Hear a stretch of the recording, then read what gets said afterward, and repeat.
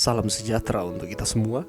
Pelajaran Sekolah Sahabat dengan tema utama Surat Efesus, pelajaran kedua, Rencana Agung Allah yang berpusat pada Kristus. Minggu 2 Juli, dipilih dan diterima dalam Kristus. Ucapan terima kasih biasa mencakup gambaran tentang hadiah atau berbagai pemberian yang diterima.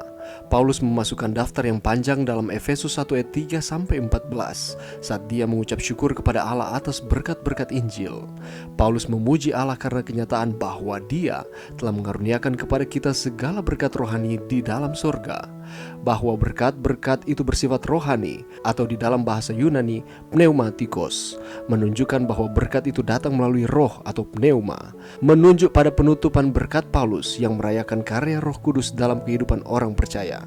Efesus 1 ayat 3-6 berisi bahasa yang mengilhami tentang bagaimana Allah memandang kita di dalam Kristus.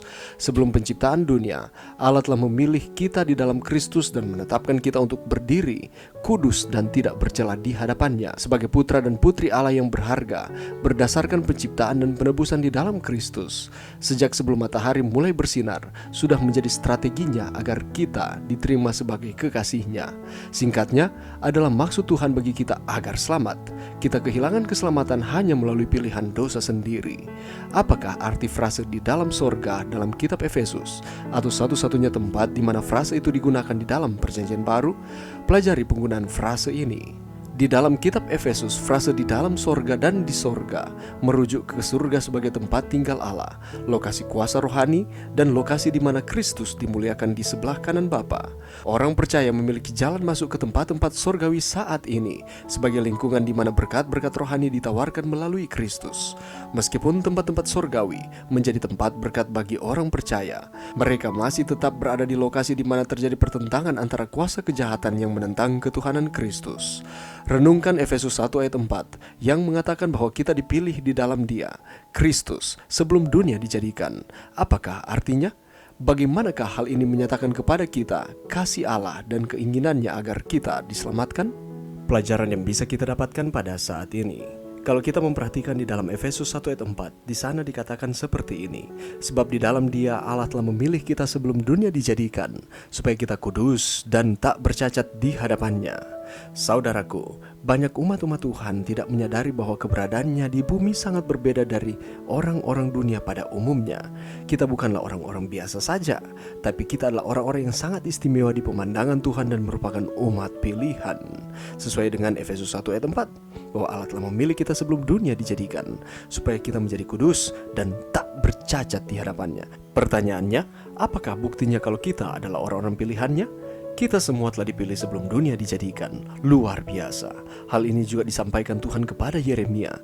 Dalam Yeremia 1 ayat 5 mengatakan, sebelum aku membentuk engkau dalam rahim ibumu, aku telah mengenal engkau. Dan sebelum engkau keluar dari kandungan, aku telah menguduskan engkau. Aku telah menetapkan engkau menjadi nabi bagi bangsa-bangsa.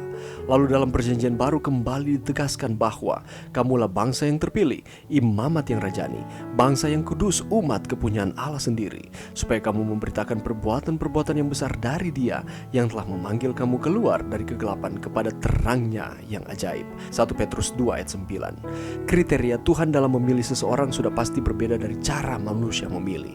Yang jelas, Tuhan tidak akan pernah salah dalam memilih dan juga Ia tidak pernah menyesali apa yang telah dipilihnya. Pelajaran kita menyatakan bahwa sebelum penciptaan dunia, Allah telah memilih kita di dalam Kristus dan menetapkan kita untuk berdiri kudus dan tidak bercela di hadapannya sebagai putra dan putri Allah yang berharga berdasarkan penciptaan dan penebusan di dalam Kristus. Sejak sebelum matahari mulai bersinar, sudah menjadi strategi Tuhan agar kita diterima sebagai kekasihnya. Saudaraku, adalah maksud Tuhan bagi saudara dan saya agar kita selamat. Kita kehilangan keselamatan hanya melalui pilihan dosa sendiri. Jadi Allah menghendaki supaya kita semua tidak dibinasakan. Kita mengalami keselamatan yang Tuhan berikan manakala Yesus mati di kayu salib. Dia mengorbankan akan kehidupannya supaya setiap orang yang percaya kepadanya tidak binasa, melainkan beroleh hidup yang kekal. Tetapi adalah merupakan pilihan kita apabila kita melepaskan keselamatan yang diberikan Allah kepada kita. Allah telah memilih kita. Itu maksudnya adalah bahwa Allah menghendaki kita sejak dari awal penciptaan dunia ini supaya kita tidak jatuh ke dalam dosa. Kita memperoleh keselamatan yang Tuhan berikan kepada kita. tetapi pilihan-pilihan kita menentukan masa depan kita. Apabila kita memilih untuk tetap ada di dalam Tuhan, maka kita dipilih dan diterima di dalam Kristus. Tetapi apabila kita memutuskan untuk melepas akan keselamatan yang Tuhan berikan, Allah menghargai akan setiap pilihan kita dengan konsekuensi-konsekuensi yang harus kita dapatkan.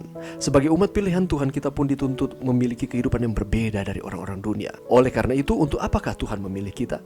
Dia memilih kita dengan tujuan untuk pengudusan. Artinya kita ini dikhususkan dan dipisahkan. Melalui karya penebusan Kristus di atas kayu salib, kita beroleh pengampunan dosa. Kita yang sebelumnya berada dalam kegelapan masuk kepada terangnya yang ajaib. Oleh karena itu, Rasul Paulus katakan, hiduplah sebagai anak-anak yang taat dan jangan turuti hawa nafsu yang menguasai kamu pada waktu kebodohanmu. Tetapi hendaklah kamu menjadi kudus di dalam seluruh hidupmu, sama seperti Dia yang kudus yang telah memanggil kamu. 1 Petrus 1 ayat 14 dan 15. Ketika kita menerima akan pengampunan yang Tuhan berikan kepada kita, ketika kita menerima akan keselamatan yang Allah berikan kepada kita, maka kita adalah anak-anaknya. Allah memilih dan Allah menerima kita sebagai umat-umatnya. Oleh karena itu, mari kita menghargai setiap pemberian Allah di dalam kehidupan kita, karena Dia menghendaki kita semua tidak ada yang binasa, melainkan beroleh kehidupan yang kekal. Mari kita terus memilih untuk ada di dalam Tuhan, karena segala sesuatu bermain di dalam pilihan-pilihan kita. Allah menghendaki yang terbaik di dalam kehidupan kita, dan Allah menghendaki supaya kita diselamatkan, gantinya dibinasakan. Mari berdoa. Terima kasih Tuhan atas firman-Mu pada saat ini. Terima kasih karena kami dipilih dan diterima Kristus untuk menjadi anak-anak Allah. Bantu kami Tuhan untuk kami dapat membuat pilihan-pilihan yang benar di dalam kehidupan kami, dengan kami terus setia kepada Tuhan. Ini doa kami di dalam nama Yesus. Amin.